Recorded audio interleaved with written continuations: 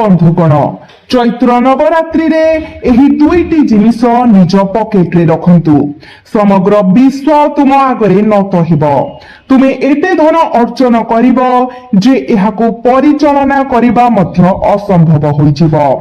7 जन्म धरी तुमको कष्ट देइथिबा दारिद्र्य एवं अभाव सब दिन पाई लोप पाइजिबो कारण एही चैत्र नवरात्रि रे नौ देवी आपणको अपार आशीर्वाद प्रदान करने प्रस्तुत अछंती।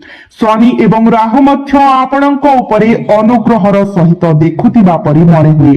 दीर्घ 500 वर्ष परे एही परिमाणर एक स्वर्गीय संरचना घटिछि। एक घटना जहाँ आपणको जीवन को संपूर्ण परिवर्तन करिबो। आपणको चैत्र नवरात्रि 9 दिन मध्यरु जे कोनसी गोटिए एही दुईटी जिनिस आपणको पॉकेट रे रखिबाकू पड़िबो कारण एही दुईटी जिनिस मध्यरे 9 देवींकर अलौकिक शक्ति वास करे एवं आपण समस्ते जानती जे चैत्र नवरात्रि रे जो व्यक्ति एक विशेष पूजा करती जहा द्वारा दिव्य माता को प्रसन्न करती से दारिद्र्य दुख कष्ट शत्रुंक छाया कला जादुर प्रभाव एवं अन्य मानकर कुदृष्टि स्थायी मुक्ति पाती। आपणको केवल एही दुईटी जिनिस आपणको पॉकेट रे रखिबाकू पड़िबो। एहा परे आपण जहा पाई आशा करुथिले हुएत वर्ष वर्ष धरी जहा आपणको कोळरे पड़िबो। आपण कहार प्रेम जितिबाकू चाहुचंती किंबा कोनसी निर्दिष्ट व्यक्ति को विवाह करने चाहूंती ताहा घटिबो। तुमे लक्ष लक्ष टंकार धन एक भव्य बंगला किंबा एक विलासपूर्ण कार चाहुछ तुमे सेगुड़ी को तुरंत हासिल करिबो। तुमे ऋणरू मुक्त हेबो। तुमे सबुठारु गंभीर एवं जटिल रोगरू मध्य मुक्ति पाइबो। बंधुगण चैत्र नवरात्रि समय तुमको केवल चुपचाप एही दुईटी जिनिस जहा अत्यंत गुप्त एवं गभीर चमत्कार तुमर पॉकेट रे रखिबाकू पड़िबो। एही दुईटी जिनिस केवल 9 देवींक सार को मूर्तिमंत करे नाही बरं एगुड़िक देवी लक्ष्मी को तांको पाखको आकर्षित करिबा पाई मध्य काम करे। यह व्यतीत धनर देवता कुबेर एही दुईटी जिनिस बहन करुथिबा व्यक्तिंको पाई तांकर भंडार खोली देबे एवं एहा परे चैत्र नवरात्रि शुभ अवसर रे तुमे एही जिनिस गुडी को तुमर पॉकेट रे रखुछ। बंधुगण यह सेही वीडियो जहा पाई तुमे वर्ष वर्ष धरी अपेक्षा करिथिलो।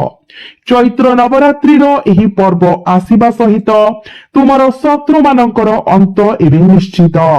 तुमर नाम खूब शीघ्र प्रत्येक घरे आलोचनार विषय हेबो। जो व्यक्ति तुमको विश्वासघातकता करिथिला तुमको कंदाइथिला तुमको उपहास करिथिला एवं तुमको निस्व एवं दरिद्र करिदेइथिला सेही व्यक्ति एबे तुमर पाद तळे नही पड़िबो। सेमाने मध्य तुम आगरे निवेदन करिबे कारण एही चैत्र नवरात्रि तुमको 6टी महान आशीर्वाद प्रदान करने स्थिर होइछि। स्वयं माता देवी तांको उपस्थिति रे तुमर घर को आशीर्वाद करिबे एवं तुमर बासस्थान दारिद्र्य दूर करिबे से तुमर अभावर अंत करिबे। बंधुगण यह एक उपाय जहाकू राजा सम्राट प्रमुख शिल्पपति एवं महान व्यवसायी माने आज पर्यंत पालन करती एवं सेमाने सर्वदा एहार फल पाती।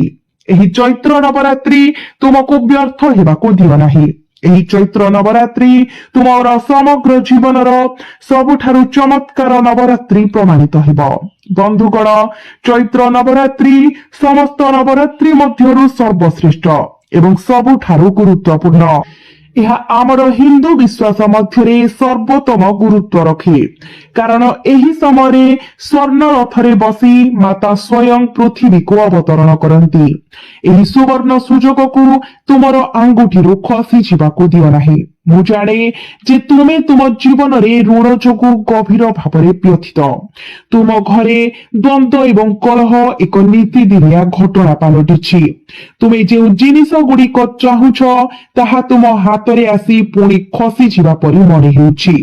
वर्ष वर्ष धरी परिश्रम करिथिबा प्रकल्प गुड़िक समाप्त हेबा पूर्वरु बाधार सम्मुखीन हेउछि। तुमर वर्ष वर्षर कठिन परिश्रम नष्ट हो जाउछि। ତୁମେ ତୁମର ଘରେ କୌଣସି ଶାନ୍ତି ପାଉନାହ କିମ୍ବା ବାହାରେ କୌଣସି ଶାନ୍ତି ପାଉନାହ। ତୁମେ ରାତିରେ ଶାନ୍ତିରେ ଶୋଇବାର କ୍ଷମତା ହରାଇଛ। ତୁମର ମନ ବର୍ଷ ବର୍ଷ ଧରି ଶାନ୍ତିର ମୁହୂର୍ତ୍ତ ଚାହୁଁନାହିଁ, ବରଂ ଏହା ଅସଂଖ୍ୟ ଚାପ ଏବଂ ଚିନ୍ତା ଦ୍ୱାରା ଜର୍ଜରିତ। ତୁମେ ତୁମର ପରିବାର ପାଇଁ ନିଜକୁ ହାଡ଼ ପର୍ଯ୍ୟନ୍ତ ପରିଶ୍ରମ କରୁଛ। ତୁମର ପରିବାରର ଯତ୍ନ ନେବା ଏବଂ ସେମାନଙ୍କୁ ଖାଇବାକୁ ଦେବା ପାଇଁ, ତଥାପି ସେହି ଲୋକମାନେ ତୁମକୁ ବୁଝିପାରୁନାହାନ୍ତି। ସେମାନେ ତୁମକୁ ଅପମାନିତ କରନ୍ତି ଏବଂ ତୁମର ଝାଳ ଏବଂ ପରିଶ୍ରମର ମୂଲ୍ୟକୁ ବୁଝିପାରୁନାହାନ୍ତି। କିନ୍ତୁ ବନ୍ଧୁଗଣ, ଯଥେଷ୍ଟ ହୋଇଛି, କାରଣ ପୂର୍ବରୁ ଶନିଙ୍କ ପ୍ରଭାବ ତୁମକୁ ଲୁହ ଢାଳି ଦେଇଥିଲା। ତୁମେ ରାହୁଙ୍କ ଅରାଜକ କ୍ରୋଧର ଶିକାର ହୋଇଥିଲ ଏବଂ ତୁମର କୁଣ୍ଡଳୀର ସମସ୍ତ 9ଟି ଗ୍ରହ ତୁମ ବିରୁଦ୍ଧରେ ଏକତ୍ରିତ ହୋଇଥିଲେ। ତଥାପି ସମୟ ଏବେ ବଦଳି ଯାଇଛି ଏବଂ ଚୈତ୍ର ନବରାତ୍ରିର ଏହି ପବିତ୍ର ସମୟରେ ଶନିଦେବ ମଧ୍ୟ ଆପଣଙ୍କ ସପକ୍ଷରେ ଅଛନ୍ତି, ରାହୁ ମଧ୍ୟ ଆପଣଙ୍କ ପକ୍ଷରେ ଅଛନ୍ତି। ମୋର ବନ୍ଧୁମାନେ, ଆପଣ 9 ଦେବୀଙ୍କର ଦିବ୍ୟ ସମର୍ଥନ ମଧ୍ୟ ପାଉଛନ୍ତି। ଫଳସ୍ୱରୂପ ଆପଣଙ୍କ ଜୀବନର ପ୍ରତ୍ୟେକ ସଙ୍କଟ, ପ୍ରତ୍ୟେକ ଦୁଃଖ ଏବଂ ପ୍ରତ୍ୟେକ ଯନ୍ତ୍ରଣା ସମ୍ପୂର୍ଣ୍ଣ ଭାବରେ ଦୂର ହୋଇଯିବ ଏବଂ ଦିବ୍ୟ ମାତା ସ୍ୱୟଂ ଆପଣଙ୍କର ଜୀବନକୁ ସ୍ୱର୍ଗରେ ପରିଣତ କରିଦେବେ। ଆପଣ ନିଶ୍ଚୟ ଦେଖିଥିବେ ଯେ ଅନେକ ଲୋକ ଅଛନ୍ତି ଯେଉଁମାନେ ସମ୍ପୂର୍ଣ୍ଣ ସର୍ବନିମ୍ନ ପ୍ରୟାସ କରନ୍ତି, କେବଳ ଏକ କ୍ଷୁଦ୍ର ପରିମାଣରେ ମଧ୍ୟ, ତଥାପି ସେମାନଙ୍କର ଜୀବନରେ ଧନ ପ୍ରଚୁର ପରିମାଣରେ ପ୍ରବାହିତ ହୁଏ। ବିପରୀତରେ ଆପଣ ଅଛନ୍ତି ଦିନ ରାତି କଠିନ ପରିଶ୍ରମ କରି ପିଠି ଭାଙ୍ଗିବା ପରିଶ୍ରମ କରୁଛନ୍ତି। ବର୍ଷ ବର୍ଷ ଧରି ଆପଣ ସମର୍ପିତ ଏବଂ ସ୍ଥିର ରହିଛନ୍ତି, ତଥାପି ଆପଣ ଫଳ ପାଇବାରେ ବିଫଳ ହୋଇଛନ୍ତି। ଆପଣ ଯେଉଁ ଅପାର ପରିଶ୍ରମ ବିନିଯୋଗ କରିଛନ୍ତି ତାହା ତୁଳନାରେ ଆପଣ କୌଣସି ପ୍ରତିଫଳ ପାଇନାହାନ୍ତି। ଏହା କାରଣ ଦେବୀ ଲକ୍ଷ୍ମୀ ଆପଣଙ୍କ ହାତରେ ବସି ନଥିଲେ, ବରଂ ଆପଣଙ୍କ ଉପରେ ଦୁର୍ଭାଗ୍ୟର ଛାୟା ଘୋଟି ଯାଇଥିଲା। ଆପଣ ଦାରିଦ୍ର୍ୟରେ ଜର୍ଜରିତ ଥିଲେ। ଆପଣଙ୍କ ଘରେ ନକାରାତ୍ମକତା ମୂଳ ପୋଛି ନେଇଥିଲା। ଆପଣଙ୍କୁ ଏହାର ଶ୍ୱାସରୁଦ୍ଧ କବଳରେ ଧରିଥିଲା। ଏବେ ମୋତେ ନିଜେ କୁହ, ଏତେ ପ୍ରତିକୂଳ ଶକ୍ତି ଆପଣଙ୍କ ବିରୁଦ୍ଧରେ କାମ କରୁଥିବାରୁ ଦେବୀ ଲକ୍ଷ୍ମୀ କିପରି ଧନ, ସମୃଦ୍ଧି ଏବଂ ଖୁସି ଆପଣଙ୍କ ଘରେ ପ୍ରବେଶ କରିପାରିବେ? ଏହା ସମ୍ଭବ ନଥିଲା। କିନ୍ତୁ ଏବେ ଶେଷରେ ସମୟ ଆସିଛି ଯେ ଆପଣ ଆପଣଙ୍କ ଜୀବନରୁ ଏହି ସମସ୍ତ ନକାରାତ୍ମକ ଉପାଦାନ ଗୁଡ଼ିକୁ ଦୂର କରିଦେବେ। ଦାରିଦ୍ର୍ୟ, ଦୁର୍ଭାଗ୍ୟ, ନକାରାତ୍ମକ ଶକ୍ତି ଏବଂ ଦୁଷ୍ଟ ଆତ୍ମା ଗୁଡ଼ିକୁ ଦୂର କରି ଆପଣ ଆପଣଙ୍କ ଜୀବନରେ ଦେବୀ ଲକ୍ଷ୍ମୀଙ୍କ ଗୌରବମୟ ଆଗମନ ପାଇଁ ପଥ ପ୍ରସ୍ତୁତ କରିବେ। ଆପଣ ଦିବ୍ୟ ମାତା ଏବଂ 9 ଦେବୀଙ୍କର ଆଶୀର୍ବାଦ ପାଇବେ ଏବଂ ଧନର ଦେବତା ଭଗବାନ କୁବେରଙ୍କ ଆଶୀର୍ବାଦ ମଧ୍ୟ ପାଇବେ। ତାପରେ ଆପଣ ମଧ୍ୟ ଦେଖିବେ ଯେ କିପରି କେବଳ ଅଳ୍ପ ପ୍ରୟାସରେ ଆପଣ ପ୍ରଚୁର ଧନ ସଂଗ୍ରହ କରିବା ଆରମ୍ଭ କରନ୍ତି। ବନ୍ଧୁଗଣ, ଯଦି ଆପଣ ଦିବ୍ୟ ମାତାଙ୍କ କୃପା ପ୍ରାପ୍ତି କରିବା ପାଇଁ ଚାହୁଁଛନ୍ତି, ତେବେ କମେଣ୍ଟ ବକ୍ସରେ 3 ଥର ଜୟ ମାତା ଦେଇ ନିଶ୍ଚୟ ଲେଖନ୍ତୁ। ଆପଣଙ୍କର ସମସ୍ତ ଦୁଃଖ ଏବଂ ଯନ୍ତ୍ରଣା ମାତା ରାଣୀ ଦୂରେଇ ଦେବେ। ତୁମେ ତୁମର ଅନେକ ଜୀବନ ସାଥୀ ପାଇବ ଯେ ତୁମକୁ ପ୍ରକୃତରେ ନିଃସ୍ୱାର୍ଥ ଭାବରେ ଏବଂ କୌଣସି ଦାବି ବିନା ଭଲ ପାଇବ, ଯିଏ ତୁମକୁ ନିଜ ଜୀବନ ଅପେକ୍ଷା ଅଧିକ ଭଲ ପାଇବ। ଏବଂ ବନ୍ଧୁଗଣ, ଏହି ଚୈତ୍ର ନବରାତ୍ରିରେ ଜଣେ ବ୍ୟକ୍ତି ତୁମ ଜୀବନରେ ପ୍ରବେଶ କରିବାକୁ ଯାଉଛନ୍ତି, ଯାହାର ପାଦ ଚିହ୍ନ ସ୍ୱୟଂ ଦେବୀ ଲକ୍ଷ୍ମୀଙ୍କ ପବିତ୍ର ପାଦ ଚିହ୍ନ ସହିତ ସମାନ।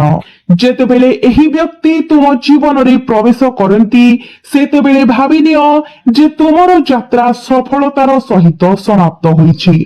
ତୁମର ଜାହାଜ ସୁରକ୍ଷିତ କୂଳରେ ପହଞ୍ଚିଛି।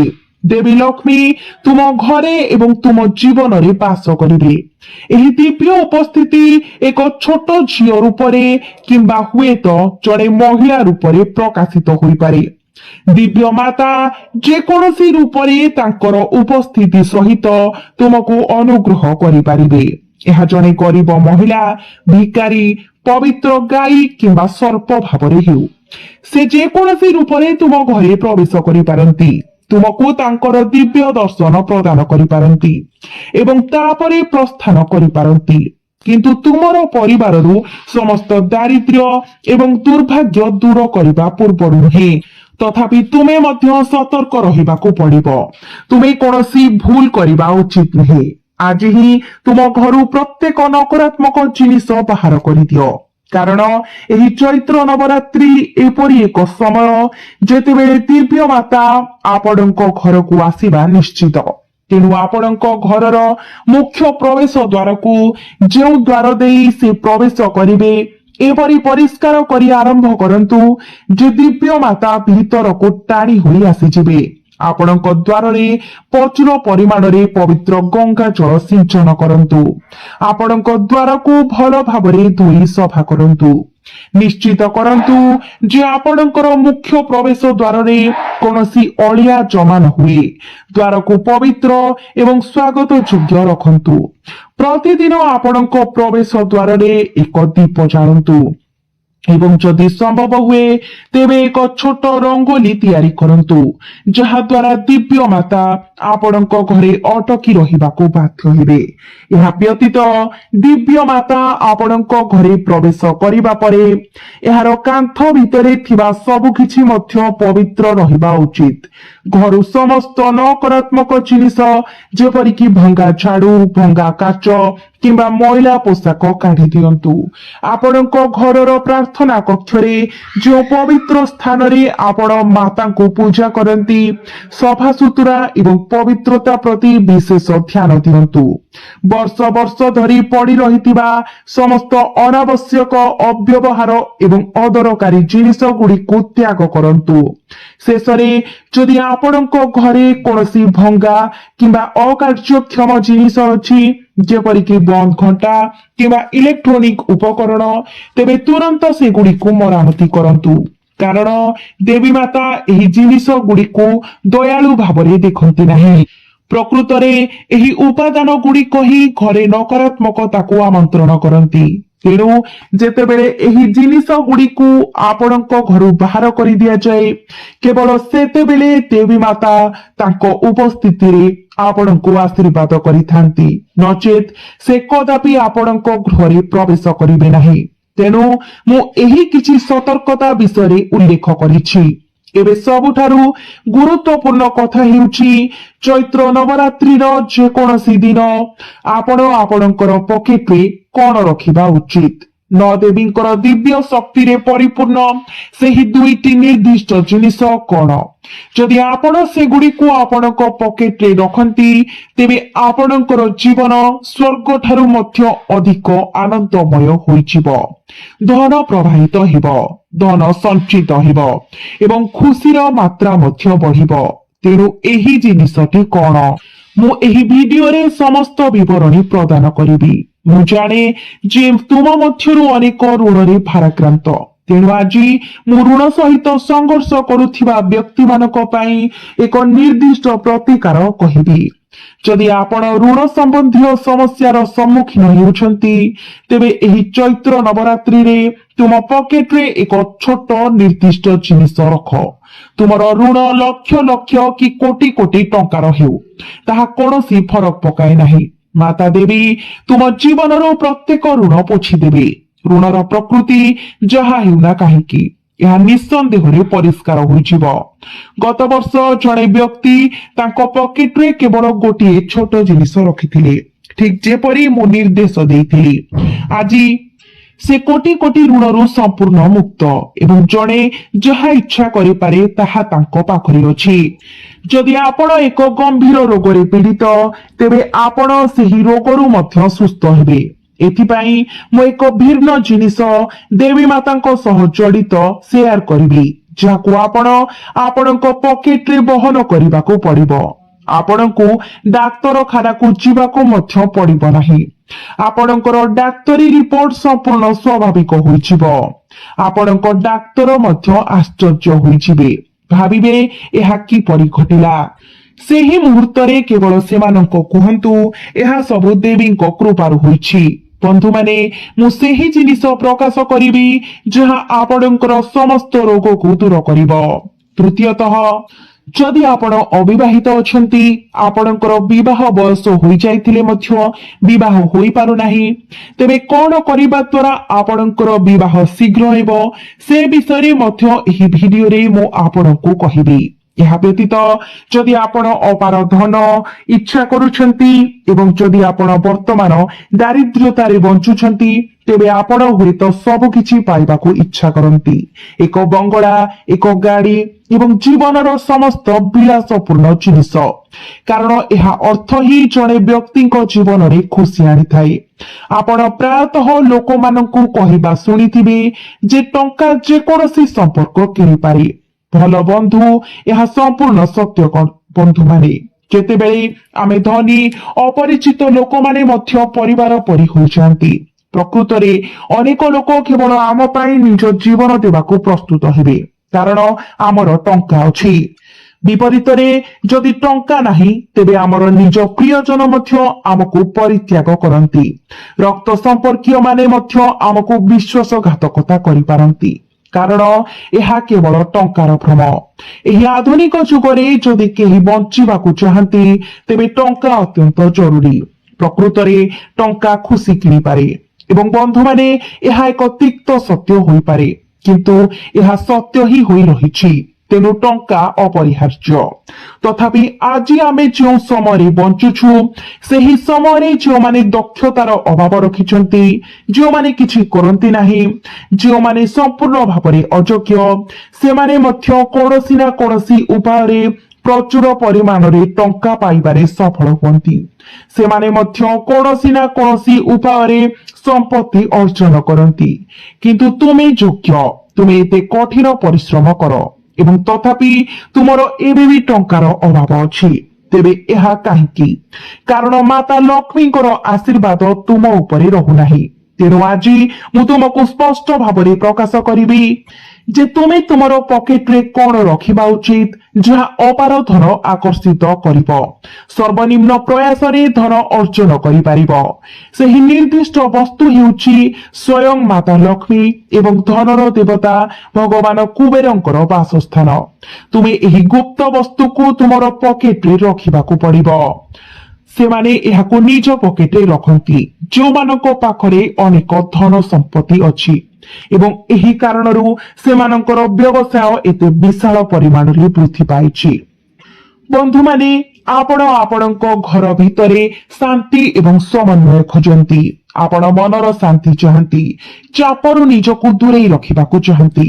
କାରଣ ଯଦି ଜଣେ ବ୍ୟକ୍ତି ନିଜ ପକେଟରେ ଲକ୍ଷ ଲକ୍ଷ ଟଙ୍କା ରଖନ୍ତି, ତାଙ୍କ ବ୍ୟାଙ୍କ ଆକାଉଣ୍ଟରେ ଲକ୍ଷ ଲକ୍ଷ ଟଙ୍କା ରଖନ୍ତି, ଘରେ ବିପୁଳ ସମ୍ପତ୍ତିର ମାଲିକ ହୁଅନ୍ତି ଏବଂ ଯଦି ସେମାନଙ୍କର ମାନସିକ ଶାନ୍ତିର ଅଭାବ ଥାଏ ଏବଂ ଯଦି ସେମାନଙ୍କ ଘର ଝଗଡା ଏବଂ ଦ୍ୱନ୍ଦ୍ୱରେ ଜର୍ଜରିତ ହୁଏ କିମ୍ବା ସେମାନଙ୍କର ମନ ବିଭିନ୍ନ ଜଟିଳତାରେ ଫସି ରହିଥାଏ, ତେବେ ମୋର ବନ୍ଧୁଗଣ, ସେହି ସମସ୍ତ ସମ୍ପତ୍ତି ସମ୍ପୂର୍ଣ୍ଣ ଅର୍ଥହୀନ ହୋଇଯାଏ। ଏହା କୌଣସି ଉଦ୍ଦେଶ୍ୟ ସାଧନ କରେ ନାହିଁ। କାରଣ ଯଦି ଜଣେ ବ୍ୟକ୍ତି ମାନସିକ ଭାବରେ ସୁସ୍ଥ ନୁହେଁ, ତେବେ ଅନ୍ୟ କିଛି ପ୍ରକୃତରେ ଗୁରୁତ୍ୱପୂର୍ଣ୍ଣ ନୁହେଁ। ତେଣୁ ମାନସିକ ସୁସ୍ଥତା ହାସଲ କରିବା ସମ୍ପୂର୍ଣ୍ଣ ଅତ୍ୟାବଶ୍ୟକ। ଯେତେବେଳେ ଆପଣ ଏହି ନିର୍ଦ୍ଦିଷ୍ଟ ଜିନିଷକୁ ନିଜ ପକେଟରେ ରଖିବେ, ବର୍ତ୍ତମାନ ଆପଣଙ୍କ ଘରକୁ ସୃଷ୍ଟ ସମସ୍ତ ପ୍ରକାରର ଚାପ ଏବଂ ଦ୍ୱନ୍ଦ୍ୱ ଅଦୃଶ୍ୟ ହୋଇଯିବ। ଆପଣ ଅଧିକ ସ୍ପଷ୍ଟତା ସହିତ ଆପଣଙ୍କର ଧ୍ୟାନ କେନ୍ଦ୍ରିତ କରିପାରିବେ। ଆପଣ ରାତିରେ ଭଲ ନିଦ୍ରାର ଉପଭୋଗ କରିବେ। ଆପଣ ବର୍ତ୍ତମାନ ଯେଉଁ ମାନସିକ ଅରାଜକତା ଏବଂ ଅବ୍ୟବସ୍ଥା ଅନୁଭବ କରୁଛନ୍ତି, ତାହା ଦୂର ହୋଇଯିବ ଏବଂ ଆପଣଙ୍କର ମନ ଏତେ ଉଲ୍ଲେଖନୀୟ ଦକ୍ଷତା ସହିତ କାର୍ଯ୍ୟ କରିବ ଯେ ଆପଣ ଯେଉଁଠାକୁ ଯିବେ, ଲୋକମାନେ ସ୍ୱାଭାବିକ ଭାବରେ ଆପଣଙ୍କ ଆଡକୁ ଆକର୍ଷିତ ହେବେ। ମୁଁ ଜାଣେ ଯେ ଆପଣଙ୍କ ମଧ୍ୟରୁ ଅନେକ ଅତ୍ୟଧିକ କ୍ରୋଧ ସହିତ ସଂଘର୍ଷ କରୁଛନ୍ତି। ଆପଣ ଏହି ସମସ୍ତ କଷ୍ଟରୁ ମୁକ୍ତି ପାଇବେ। ତେଣୁ ଆସନ୍ତୁ ଏହି ଜିନିଷ ଗୁଡିକ ଗୋଟିଏ ଗୋଟିଏ କରି ଜାଣିବା। ତେବେ ତୁମେ ଯେଉଁ ଜିନିଷ ଗୁଡିକ ନିଜ ପକେଟରେ ରଖିବ, ଗୋଟିଏ ବି ଆତ୍ମା, ଏପରିକି ଗୋଟିଏ ଫୁସଫୁସ ଏହା ଜାଣିପାରିବ ନାହିଁ। ତୁମର ବନ୍ଧୁମାନଙ୍କୁ କିମ୍ବା ତୁମର ପଡୋଶୀ ମାନଙ୍କୁ ଏହି ବିଷୟରେ କହିବ ନାହିଁ। ଯେତେବେଳେ ତୁମେ ଏହି ଗୁପ୍ତ କଥାକୁ ବିଶ୍ୱକୁ ପ୍ରସାରଣ କରିବ, ସେତେବେଳେ ଏଥିରେ ଥିବା ମାତାରାଣୀଙ୍କର ଚମତ୍କାରୀ ଶକ୍ତି କାମ କରିବା ବନ୍ଦ କରିଦିବ। ତୁମେ ଏହାକୁ ଚୁପଚାପ କରିବା ଉଚିତ ଏବଂ ରାତାରାତି ତୁମର ଭାଗ୍ୟ ପରିବର୍ତ୍ତନ ହୋଇଯିବ। ପ୍ରଥମ ସମସ୍ୟା ହେଉଛି ଋଣର ଚାପଗ୍ରସ୍ତ ବୋଝ, ଲକ୍ଷ ଲକ୍ଷ କୋଟି କୋଟି ଟଙ୍କାର ବୋଝ। ତେବେ ଏହି ଚିନ୍ତାରୁ ମୁକ୍ତି ପାଇବା ପାଇଁ ତୁମେ ନବରାତ୍ରିର ଯେକୌଣସି ଦିନ, ବିଶେଷ କରି ମଙ୍ଗଳବାର କିମ୍ବା ଶନିବାର ଦିନ ଏହି ନିର୍ଦ୍ଦିଷ୍ଟ ପ୍ରତିକାର କର। ତୁମେ ମାତା ରାଣୀଙ୍କର ପାଦରୁ ଏକ ଚିମୁଟା ସିନ୍ଦୁର ନେଇ ଆସ, ଏକ ଛୋଟ ସମ୍ପୂର୍ଣ୍ଣ ଫିଟିକିରି ଖଣ୍ଡ ଏବଂ 2ଟି ସମ୍ପୂର୍ଣ୍ଣ ଲବଙ୍ଗ। ଯେମିତି ସମ୍ପୂର୍ଣ୍ଣ ଅକ୍ଷତ ଲବଙ୍ଗ ଆପଣ ନିଅନ୍ତି ସେଥିପ୍ରତି ଧ୍ୟାନ ରଖିବେ। ନିଶ୍ଚିତ କରିନିଅନ୍ତୁ ଯେ ଲବଙ୍ଗ ଯେପରି କୌଣସି ସ୍ଥାନରୁ ଭାଙ୍ଗି ନାହିଁ। ଏହି 2ଟି ଜିନିଷକୁ ଏକ କଳା କିମ୍ବା ଲାଲ କପଡାରେ ବାନ୍ଧି ଦିଅ। ତାପରେ ଏହି ପୁଟୁଳିକୁ ଚୁପଚାପ ତୁମର ଟ୍ରେଜେରୀରେ କିମ୍ବା ତୁମର ପକେଟରେ ରଖିଦିଅ। ପର୍ସ ଭିତରେ ମଧ୍ୟ ତୁମେ ଏହାକୁ ରଖିପାରିବ। ଦେବୀଙ୍କର ମନ୍ତ୍ର ଓಂ ଦୁର୍ଗାୟ ନମଃ 21 ଥର ଜପ କର। ମୋର କଥା ଗୁଡ଼ିକୁ ମନେ ରଖ। ଏହାକୁ ଏକ ଖାଲି କାଗଜରେ ରଖ। ଫିଟିକିରି ଏବଂ ଲବଙ୍ଗର ଏହି ଚମତ୍କାର ମିଶ୍ରଣ ରାହୁ ଏବଂ ଶନିଙ୍କର ନକାରାତ୍ମକ ପ୍ରଭାବକୁ ଶୋଷିତ କରିବ, ଯାହା ତୁମ ଉପରେ ଘୁରି ରହିଛି ଏବଂ ତୁମର ଋଣ ପାଇଁ ମଧ୍ୟ ଦାୟୀ। ତୁମେ ନିଜେ ଦେଖିବ ଯେ କିପରି ଅଟକି ରହିଥିବା ପାଣ୍ଠି ହଠାତ୍ ଅପ୍ରତ୍ୟାଶିତ ଉତ୍ସରୁ ଆସିବା ଆରମ୍ଭ କରେ। ତୁମର ବ୍ୟବସାୟ ଏପରି ଲାଭ କରିବ ଯେ ଆଖି ପିଛୁଳାକେ ସେହି ଋଣ ଲକ୍ଷ କୋଟିର ଟଙ୍କାର ପତଳା ବାୟୁରେ ଉଭେଇଯିବ। ତୁମର ଋଣଦାତା ମାନେ ଶେଷରେ ତୁମ ସମ୍ମୁଖରେ ହାତ ଯୋଡ଼ି ପ୍ରାର୍ଥନାରେ ଠିଆ ହେବେ। ଦ୍ୱିତୀୟ ପ୍ରମୁଖ ସମସ୍ୟା ହେଉଛି ଗୁରୁତର ଏବଂ ଜଟିଳ ରୋଗ। ଟଙ୍କା ଆସିପାରେ ଏବଂ ଯାଇପାରେ, କିନ୍ତୁ ଯଦି ଶରୀର ନିଜେ ଏକ ରୋଗ ଶଯ୍ୟାରେ ସୀମିତ ରହିଥାଏ ତେବେ କୋଟି କୋଟି ଟଙ୍କାର ବଙ୍ଗଳାର ବ୍ୟବହାର କଣ ହେବ? ଆଜିର ସମୟରେ ଯେତେବେଳେ ଜଣେ ବ୍ୟକ୍ତି ଅସୁସ୍ଥ ହୁଏ, ଏପରିକି ନିକଟ ସମ୍ପର୍କୀୟ ଏବଂ ବନ୍ଧୁମାନେ ମଧ୍ୟ ସେମାନଙ୍କୁ ପରିତ୍ୟାଗ କରନ୍ତି। କେବଳ ହସ୍ପିଟାଲ ବିଲ୍ ଭରିବା ପାଇଁ ଘର ଗୁଡିକ ପ୍ରାୟତଃ ବିକ୍ରି ହୋଇଯାଏ। ଯଦି ଆପଣଙ୍କ ଘରେ ଏପରି କୌଣସି ରୋଗ ଅଛି ଯାହାକୁ ଡାକ୍ତର ମଧ୍ୟ ନିର୍ଣ୍ଣୟ କରିପାରୁନାହାନ୍ତି କିମ୍ବା ଯଦି ଔଷଧ ପ୍ରଭାବହୀନ ମନେ ହେଉଛି, ତେବେ ଚୈତ୍ର ନବରାତ୍ରିର ଶୁଭ ଦିନ ଗୁଡିକରେ ଏହି ଦ୍ୱିତୀୟ ଜିନିଷଟି ଆପଣଙ୍କର ପକେଟରେ ରଖନ୍ତୁ। ତାହା ହେଉଛି ଏକ ଗୋମତୀ ଚକ୍ର। ବନ୍ଧୁଗଣ, ଏହା କୌଣସି ସାଧାରଣ ପଥର ନୁହେଁ। ଏହା ମାତା ଲକ୍ଷ୍ମୀଙ୍କର ପବିତ୍ର ପ୍ରତୀକ। ଚୈତ୍ର ନବରାତ୍ରିରେ ଅଷ୍ଟମୀ କିମ୍ବା ନବମୀ ଦିନ ଏକ ଗୋମତୀ ଚକ୍ରକୁ ପବିତ୍ର ଗଙ୍ଗା ଜଳରେ ଧୋଇ ନିଅନ୍ତୁ। ତାପରେ ମାତାଙ୍କୁ ସମର୍ପିତ କରି ଅଖଣ୍ଡ ଜ୍ୟୋତି ଉପରେ 7 ଥର ପରିକ୍ରମା କରାନ୍ତୁ ଏବଂ ଶେଷରେ ଏହାକୁ ଧଳା କପଡାରେ ସୁରକ୍ଷିତ ଭାବରେ ବାନ୍ଧି ନିଅନ୍ତୁ ଏବଂ ଏହାକୁ ସବୁବେଳେ ନିଜର ପକେଟରେ କିମ୍ବା ପର୍ସରେ ରଖନ୍ତୁ କିମ୍ବା ରୋଗୀର ତକିଆ ତଳେ ରଖନ୍ତୁ। ଡାକ୍ତରଙ୍କର ଔଷଧ ଯାହା ଗତକାଲି ପର୍ଯ୍ୟନ୍ତ ବିଷ ପରି ମନେ ହେଉଥିଲା, ତାହା ଅମୃତ ପରି କାମ କରିବା ଆରମ୍ଭ କରିବ। ଆପଣଙ୍କର ଶରୀର ମଧ୍ୟରେ ଏକ ଶକ୍ତିଶାଳୀ ସକାରାତ୍ମକ ଶକ୍ତି ସୃଷ୍ଟି ହେବ, ଯାହା ସବୁଠାରୁ ଗମ୍ଭୀର ରୋଗକୁ ମଧ୍ୟ ଉଡାଇ ନେବ। ନଜର ଦୋଷ, କଳା ଯାଦୁକୁ ଆପଣଙ୍କ ଶରୀରରୁ ବାହାର କରିଦେବ। ଆପଣଙ୍କ ଡାକ୍ତରୀ ରିପୋର୍ଟ ଦେଖି ଡାକ୍ତର ମାନେ ମଧ୍ୟ ଆଶ୍ଚର୍ଯ୍ୟ ହୋଇଯିବେ, ଭାବିବେ ଏହା କିପରି ଘଟିଲା ଏବଂ ସେହି ମୁହୂର୍ତ୍ତରେ ଆପଣ କେବଳ ହସି ହସି କହିପାରିବେ, ଏହା ମାତା ରାଣୀଙ୍କ ଦ୍ୱାରା କରାଯାଇଥିବା ଏକ ଚମତ୍କାର। ତୃତୀୟ ଚିନ୍ତା ହେଉଛି ଜଣଙ୍କର ଇଚ୍ଛାକୃତ ପ୍ରେମ ଖୋଜିବା ଏବଂ ଶୀଘ୍ର ବିବାହ ହାସଲ କରିବା। ମୋର ଅନେକ ଯୁବକ ବନ୍ଧୁ ବର୍ଷ ବର୍ଷ ଧରି କଷ୍ଟ ପାଉଛନ୍ତି। ସେମାନେ ପ୍ରକୃତରେ ଯେଉଁ ବ୍ୟକ୍ତିଙ୍କୁ ଭଲ ପାଆନ୍ତି ସେ ସେମାନଙ୍କ ସହିତ ବିଶ୍ୱାସଘାତକତା କରୁଛନ୍ତି କିମ୍ବା ସେମାନଙ୍କ ପରିବାର ସେମାନଙ୍କୁ ସମ୍ମତି ଦେବାକୁ ମନା କରୁଛନ୍ତି। ବିବାହ ପ୍ରସ୍ତାବ ସେମାନଙ୍କ ପାଖକୁ ଆସେ, କିନ୍ତୁ ଆଲୋଚନା ପରେ ସର୍ବଦା ବିବାହ ଭାଙ୍ଗିଯାଏ। ସମୟ ଖସି ଯାଉଛି ଏବଂ ସମାଜ ସେମାନଙ୍କୁ ତାତ୍ସଲ୍ୟ ଏବଂ ଉପହାସର ଶିକାର କରୁଛି। ତେଣୁ ମୋର ବନ୍ଧୁମାନେ କାନ୍ଦିବା ବନ୍ଦ କରନ୍ତୁ, କାରଣ ଚୈତ୍ର ନବରାତ୍ରିରେ ଦେବୀ ମାତା ତାଙ୍କର କାତ୍ୟାୟନୀ ରୂପରେ ଆପଣଙ୍କର ପ୍ରେମ ଏବଂ ବିବାହ ପାଇଁ ଶୁଭ ମହାଜାଗତିକ ସମନ୍ୱୟ ସୃଷ୍ଟି କରିବାକୁ ବ୍ୟକ୍ତିଗତ ଭାବରେ ଆସୁଛନ୍ତି। ଆପଣଙ୍କୁ କେବଳ ଏହା କରିବାକୁ ପଡିବ। 2ଟି ସବୁଜ କଞ୍ଚାଲଙ୍କା ଏବଂ ଗୋଟିଏ ସମ୍ପୂର୍ଣ୍ଣ ହଳଦୀ ଗଣ୍ଠି ନିଅନ୍ତୁ। ଏହି 2ଟି ଜିନିଷକୁ ଏକ ହଳଦିଆ କପଡା ଭିତରେ ବାନ୍ଧି ଦିଅନ୍ତୁ। ଶୁକ୍ରବାର ଦିନ ମାତା ରାଣୀଙ୍କୁ ଏକ ଲାଲ ଗୋଲାପ ଅର୍ପଣ କରିବା ପରେ ଏହି ଛୋଟ ପୁଟୁଳିକୁ ତାଙ୍କ ପବିତ୍ର ପାଦରେ ସ୍ପର୍ଶ କରାନ୍ତୁ। ଏବଂ ତାପରେ ଏହାକୁ ଆପଣଙ୍କର ଡାହାଣ ପକେଟରେ ରଖନ୍ତୁ। ଏହା ହେଉଛି ଆକର୍ଷଣ। ଗତକାଲି ପର୍ଯ୍ୟନ୍ତ ଯେଉଁ ବ୍ୟକ୍ତି ତୁମକୁ କୌଣସି ଧ୍ୟାନ ଦେଉନଥିଲେ, ଯିଏ ତୁମକୁ ସମ୍ପୂର୍ଣ୍ଣ ଅଣଦେଖା କରୁଥିଲେ, ସେ ଏବେ ତୁମ ପଛରେ ଗୋଡାଇବେ। ନିଜର ଆଣ୍ଠୁ ମାଡି ତୁମକୁ ବିବାହ ପାଇଁ ହାତ ମାଗିବେ। ଆକର୍ଷଣର ଏପରି ତୀବ୍ର ଆଭା ତୁମଠାରୁ ନିର୍ଗତ ହେବ ଯେ ଲୋକମାନେ ତୁମ ଆଡକୁ ଚୁମ୍ବକ ପରି ଆକର୍ଷିତ ହେବେ। ଏବଂ ଯଦି ଆପଣଙ୍କ ବିବାହରେ ବିଳମ୍ବ ଘଟାଇବା ଭଳି କୌଣସି ପ୍ରତିବନ୍ଧକ ଥାଏ, ତେବେ ତାହା ମଧ୍ୟ 21 ଦିନ ମଧ୍ୟରେ ଶୁଭ ବିବାହ ସଙ୍ଗୀତ ନେଇ ଆପଣଙ୍କ ଘରେ କୁଞ୍ଜରିତ ହେବା ଆରମ୍ଭ କରିବ। ଆପଣଙ୍କର ଚତୁର୍ଥ ଇଚ୍ଛା, ସର୍ବଶ୍ରେଷ୍ଠ ଇଚ୍ଛା ହେଉଛି ଅପାର ଧନ, କୁବେରଙ୍କ ଧନ, ଏକ ବଙ୍ଗଳା, ଏକ ଗାଡି। ବନ୍ଧୁଗଣ, ଏହା ଏକ ତିକ୍ତ ସତ୍ୟ ହୋଇପାରେ, କିନ୍ତୁ ଏହା ସତ୍ୟ। ଏହି କଳିଯୁଗ ଯଦି ଈଶ୍ୱରଙ୍କ ପରି କିଛି ପୂଜା କରାଯାଏ, ତେବେ ତାହା ହେଉଛି ଧନ, ତାହା ହେଉଛି ଟଙ୍କା। ଯଦି ତୁମର ଟଙ୍କା ଅଛି, ତେବେ ସମସ୍ତେ ତୁମକୁ ଭାଇ ବୋଲି ଡାକିବେ। କିନ୍ତୁ ଯଦି ତୁମର ପକେଟ ଖାଲି ଅଛି, ତେବେ ତୁମର ନିଜର ରକ୍ତ ସମ୍ପର୍କୀୟ ମାନେ ମଧ୍ୟ ତୁମକୁ ସ୍ୱୀକାର କରିବାକୁ ମନା କରିବେ। ଯଦି ତୁମେ ଗଧ ପରି ଦିନ ରାତି ପରିଶ୍ରମ କରୁଛ, ତଥାପି ତୁମର ବ୍ୟାଙ୍କ ବାଲାନ୍ସ ଶୂନ୍ୟ ରହିଥାଏ, ତେବେ ଏହା ସୂଚିତ କରେ ଯେ ଅଲକ୍ଷ୍ମୀ ଦାରିଦ୍ର୍ୟ ତୁମର ଭାଗ୍ୟର ଦ୍ୱାର ଦେଶରେ ବସିଛି।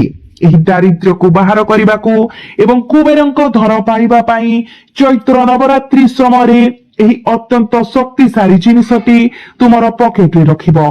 ତୁମକୁ ଏକ ସାଧାରଣ ଦୋକାନରୁ ଗୋଟିଏ ପଦ୍ମମଞ୍ଜି ଆଣିବାର ଅଛି, ଗୋଟିଏ ହଳଦିଆ ରଙ୍ଗର କଉଡି ଆଣିବାର ଅଛି।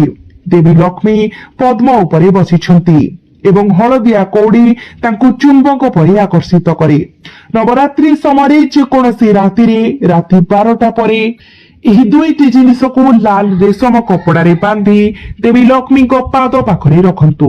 ପରଦିନ ସକାଳେ ଚୁପଚାପ ଏହି ଲାଲ ପୁଟୁଳିଟିକୁ ସେହି ପକେଟରେ ରଖନ୍ତୁ ଯେଉଁଠାରେ ଆପଣ ସର୍ବଦା ଟଙ୍କା ରଖୁଛନ୍ତି, କିମ୍ବା ଏହାକୁ ଆପଣଙ୍କର ୱାଲେଟ ଭିତରେ ରଖନ୍ତୁ। ଯେଉଁଦିନ ଏହି ପଦ୍ମମଞ୍ଜି ଏବଂ କଉଡି ଆପଣଙ୍କ ପକେଟରେ ପ୍ରବେଶ କରିବ, ସେଦିନ ଏହାକୁ ସମାପ୍ତ ଭଳି ଭାବି ନିଅନ୍ତୁ। ଆପଣ ଭଗବାନ କୁବେରଙ୍କର ଭଣ୍ଡାରର ଚାବିକୁ ଆପଣଙ୍କ ପକେଟରେ ରଖିଛନ୍ତି। ଚାରିଦିଗରୁ ଧନ ଆପଣଙ୍କ ପାଖକୁ ପ୍ରବାହିତ ହେବ। ଆପଣ ଯାହାକୁ ସ୍ପର୍ଶ କରିବେ, ମାଟି ମଧ୍ୟ ସୁନାରେ ପରିଣତ ହେବ। ଗତକାଲି ଯେଉଁମାନେ ଆପଣଙ୍କୁ ଗରିବ କିମ୍ବା ଭିକାରୀ ବୋଲି ଉପହାସ କରୁଥିଲେ, ସେମାନେ ଏବେ ଆପଣଙ୍କ ଘର ବାହାରେ ଧାଡିରେ ଠିଆ ହେବେ, କେବଳ ଆପଣଙ୍କର ଗୋଟିଏ ଝଲକ ଦେଖିବା ପାଇଁ। ଆପଣଙ୍କର ଶତ୍ରୁମାନେ ଏସବୁ ଦେଖି ଆଶ୍ଚର୍ଯ୍ୟ ହୋଇଯିବେ। ତେବେ ଆପଣ ଏସବୁ ଉପାୟକୁ, ଏସବୁ ଉପଚାରକୁ ସମ୍ପୂର୍ଣ୍ଣ ଗୋପନୀୟ ରଖନ୍ତୁ, ନଚେତ୍ ଏହାର ପ୍ରଭାବ କମ୍ ହୋଇଯିବ। ଆପଣ ଯେତେ ପାରିବେ ଏହାର ପବିତ୍ରତାକୁ ରକ୍ଷା କରନ୍ତୁ ଏବଂ ତାପରେ ଦେଖନ୍ତୁ ଯେ ଏହି ଚୈତ୍ର ନବରାତ୍ରି ପରେ ଆପଣଙ୍କର ଭାଗ୍ୟ କିପରି ଏକ ଉଲ୍ଲେଖନୀୟ ମୋଡ଼